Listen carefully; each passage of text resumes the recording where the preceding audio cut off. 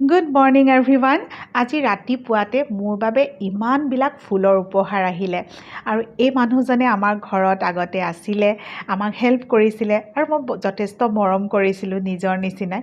আৰু ইমান বছৰ পিছতো বেলেগত কাম কৰিও তেওঁ আজি মোৰ বাবে ইমানবিলাক ফুল লৈ আনিছে। সেইবাবে কোৱা হয় যে মৰম কৰিলে সঁচাই মৰমৰ বিনিময় মানুহে সদায় দিব চেষ্টা কৰে। বিলাক ফুল যদি মই কিনিব গ'লোহেঁতেন বহুতখিনি পইচা লাগিলেহেঁতেন, কাৰণ এডাল ফুলৰ পুলিত আমি 250ৰ পৰা ওপৰত কিনিব লাগে। আৰু মই যিমান পাৰোঁ সিমানে মই কালেকশ্যন কৰিবলৈকে চাওঁ যে যিখিনি মোৰ ওচৰত ফুলৰ খৰচ আছে সেইখিনি মোৰ ফ্ৰেণ্ডৰ লগত কেতিয়াবা বিনিময় কৰোঁ। কোনোবা আহিলে মই কিবা এটা হ'লেও ডাল ভাঙি দিওঁ, তেওঁলোক আহিলেও মোৰ কাৰণে কিবা এটা লৈ আহে। আৰু এইবাৰ কিন্তু মই সৰহকৈ পালোঁ অৰ্কিড, আপোনালোকক দেখুৱাই আছোঁ। এডাল হৈছে বষ্টন ফাৰ্ণ। প্ৰায় মই 2টা বা 3টা টাবতে লগাব পাৰিম, 2-3টা টাব পূৰা ভৰ্তি হৈ যাব।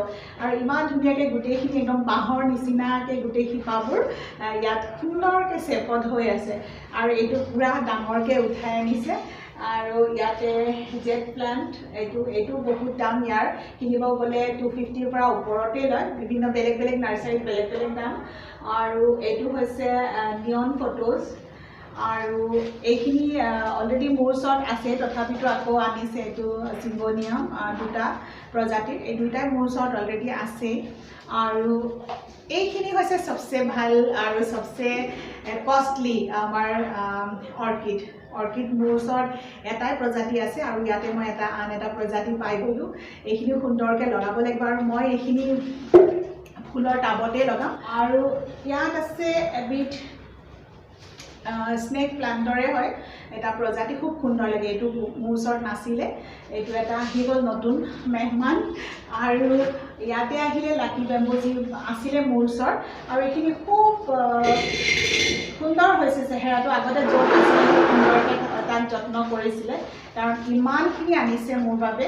আৰু এই গোটেইখিনি মই এটা টাবত লগাই দিলে মোৰ 7টামান টাবত ভৰ্তি হৈ যাব, ইমানখিনি প্লাণ্ট আনিছে। কথা এইটোৱে যে ইমানবিলাক ফুল মই গিফ্টতে পাইছোঁ। আৰু এইবোৰ এতিয়া সুন্দৰকৈ মোৰ বাগিচাত এটা ইহঁতক ঠাই দিব লাগিব। এইবোৰ অকণমান কমাই দিব, 30 টকাকৈ দিব, 30কৈ দিব দিছোঁ। কিয় 40? এইটো 30কৈ যোৰা, 30কৈ দিয়ক। যোৰা 30 হ'লে ঠিকে আছে, 40 ল'ব। আৰু এইখিনি মোৰ মাটিও তৈয়াৰ হৈ গ'ল ফুলত দিবৰ বাবে।